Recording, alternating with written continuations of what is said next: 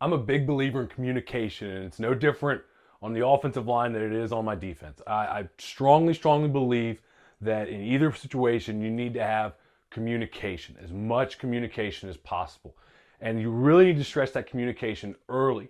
In a game time situation, let's say you need to hurry up, you may not be able to do quite as much communication, but the fact that you've done it so much from day one is going to make things easier. And I find that guys learn faster if they talk through everything that they need to do. So we're going to talk about a couple of things. We're going to talk about identifying the defensive front, because your blocking scheme is going to depend on what the defensive front is for the most part. Even though there's variations of everything, I find, number one, that it just keeps our guys engaged and thinking about what they're seeing. It doesn't freak them out. If you explain to them there's only so many things that the defense can do to us, and so when we get out there, you're going to look and you're going to see this or that, and we're going to block it. It's not a big deal. That when we do that, we have very simple things that we need to do. If we go up there and identify it, by about week 4, we've seen all there is to see. And for us, we'll show them all during camp, because we've got 3 teams that we scrimmage. If you do a jamboree or something like that, it's nice to see several different fronts so that they can get used to seeing them all. And then as the season goes on, if somebody shows up in a different front, it's not a big deal. Our guys don't really care. They want to know what the other team is going to run so that they can anticipate. But if the other team lines up in something different, it's not a big deal. If we expected to see a 4-2 and they come out in a 3-3, we know how to block that. So we can take care of it pretty quickly, especially in the later half of the season.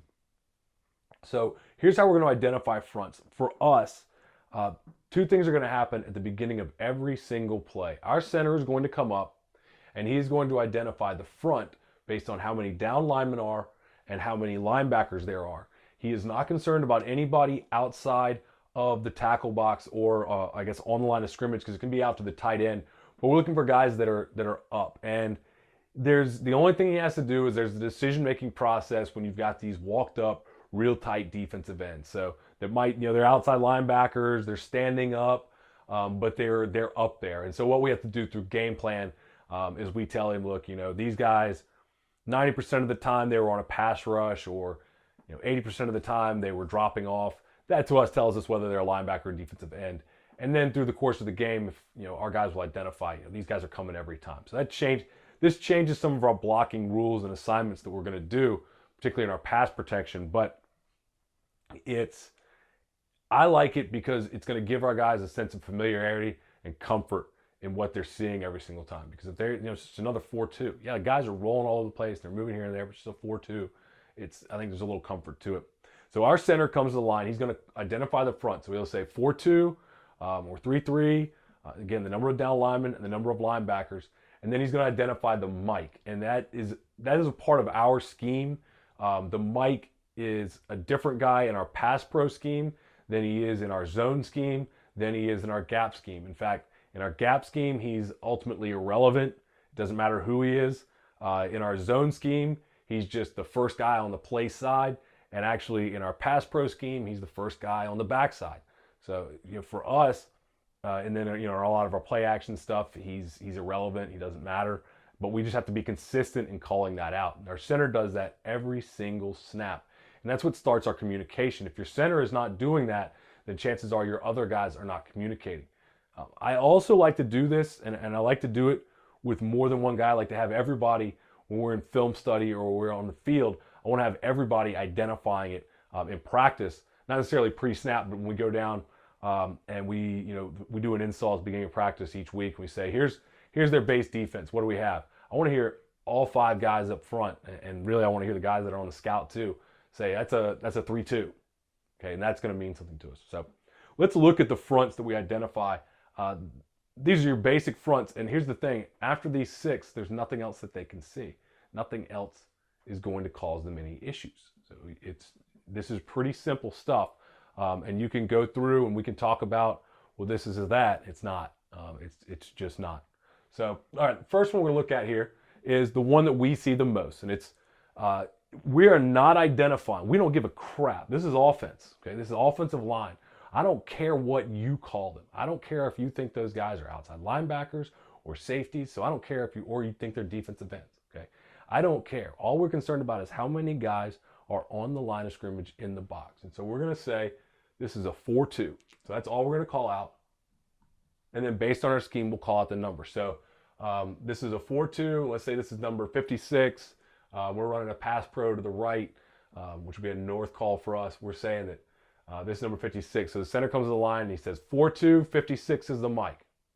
Okay, and that's it. You're going to come up to the line. You're going to call that every time. We actually almost got flagged because the referee thought that we were taunting their linebacker at one point. So that's what you're working with sometimes with the official crews. So this is a 4-2, okay? And it doesn't matter. This guy can be slid. He can be shaded here. He can be shaded here. You know, these guys can be head up. They can be both two eyes. These guys can be outside shade. They can move to inside shade. It doesn't matter. These guys, this is a 4-2 box, okay? So he's just going to call 4-2, 56 is the mic, okay? And then we'll go through our particular communications for that play. The next one is right here. I'm just going to go through, I'm not going in any particular order with them. Here we've got 5 guys on the line. Now this is where your 3-2 and your 5-0 can look different. Anytime that we see 5 guys on the line of scrimmage and we identify those 5 as being pass rush defensive linemen, guys that are going to be involved in the pass rush, guys that are playing defense, don't have any pass responsibility, we call that a 5-0. Okay, that's an important number for us because what we're saying there in our pass protection scheme, which is basically like a big on big, or we're a half man, half slide, but it's the same kind of concepts. When we call a 5-0, that means these 5, it's a man concept for us. So we are not responsible for any linebackers. So that's why it's an important number for us.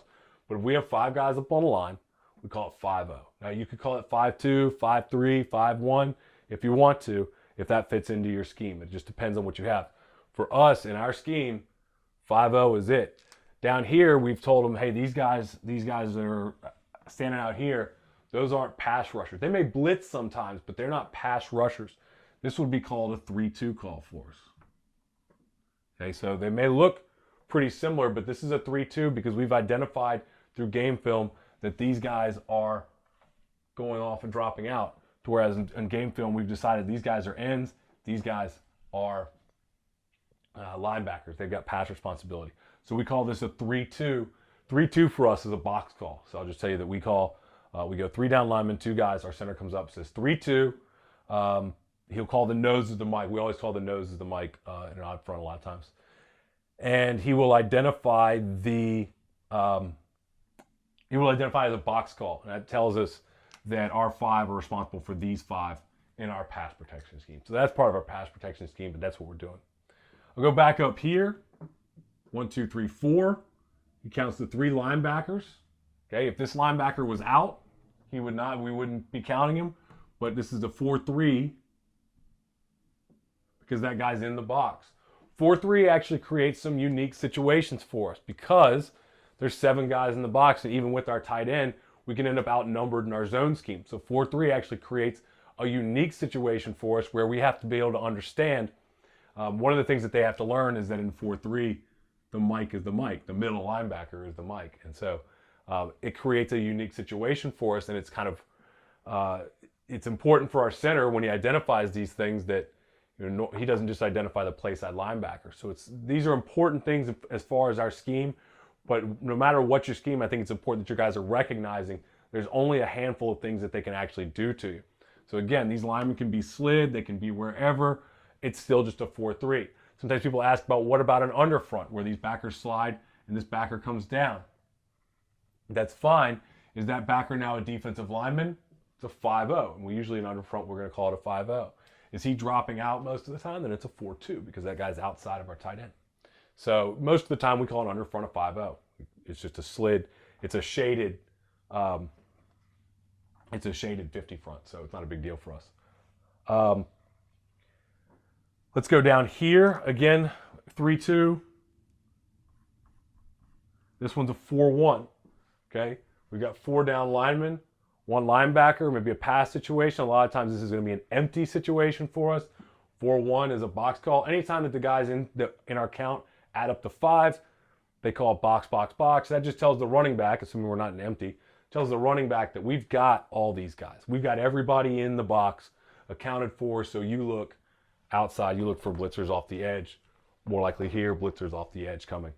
So that's just a call, part of our system and what we do. But again, 4-1, there's only one linebacker.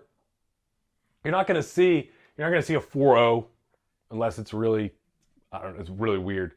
You're not going to see 4-4 with all these guys packed into the box. If you are, go around the edges and get them out of that. But to me, that's still somebody, either they don't have a force contained player or they're not very good. So you can get outside of them. The last one, which actually creates some unique situations for us, is a 3-3. And again, it just creates some unique situations in our blocking scheme. And there's some different things that we want to do with the 3-3. So we call it 3-3, or we'll just call it stack. And it's just, we know that both things are the same, but usually we call it 3-3. And he may call it 3-3 stack, stack, just especially if we've been working the stack a lot, just as a keyword, because it changes a little bit of our blocking scheme with it. But we identify the front every single time. And then who we identify as the Mike will always depend on the scheme and on what we're doing. Except for the 4-3, the Mike is always the Mike. So each one has a little bit of uniqueness to it as far as what we do in our scheme. But there is nothing else that can come up in this. And you can make it as simple or as difficult as you want. You can fight on it and say, no, there's a 6-2 and there's a 4-4 and there's a 5-3. You can fight it all you want. If you want your guys to play fast, you tell them there are literally 6 things that they will ever see up front. And as long as they identify those 6 things, there's nothing to worry about. And once they are capable of blocking those 6 fronts, your offense is ready to roll no matter what someone comes out in. So if your guys have been panicking or struggling to block a defense, you need to get them to start doing this so that they realize there aren't that many things that teams can do to you. Have them identify it each time. If you got something that stuck out to you in this video, put it down there in the comments. Let us know so that we can all come back and see it, so that I can come back and see it. And let's keep going with our offensive line.